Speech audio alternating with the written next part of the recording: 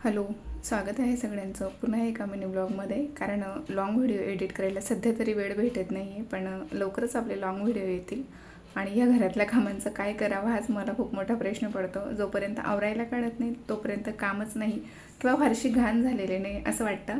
आणि इतक्यात होईल 2 दिवसात असंही वाटतं, पण एकदा आवरायला घेतलं की 2चे 4 दिवस कधी होतात हेच कळत नाही. तेही अपुरे पडतात बऱ्याचदा.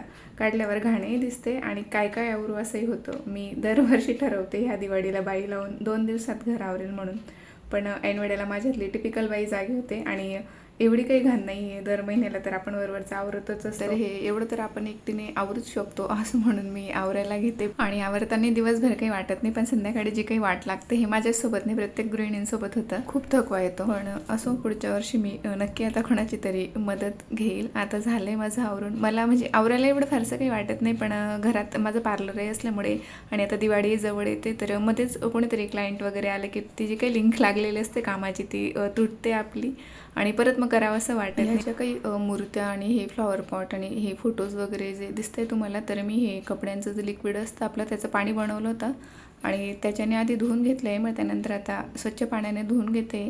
तर दर महिन्याला जेव्हा मी हे आवरते तेव्हा फक्त पुसून घेतलेलं असतं, त्यामुळे आता म्हटलं यांना डीप क्लीन करूया. तर हे सगळ्या मूर्त्या वगैरे मी आता इथे धुवून घेतल्या आहेत आणि हे संपूर्ण घर सगळं स्वच्छ केल्यानंतर जो काही आपला त्या घराकडे बघितल्यानंतर जो काही आपला क्षीण असतो तो सगळा निघून जातो, थकवा नाहीसा होतो. ते म्हणतात ना, हात फिरे तिथे लक्ष्मी बसे, आणि लक्ष्मी मातेला स्वच्छता तरी अत्यंत प्रिय असते.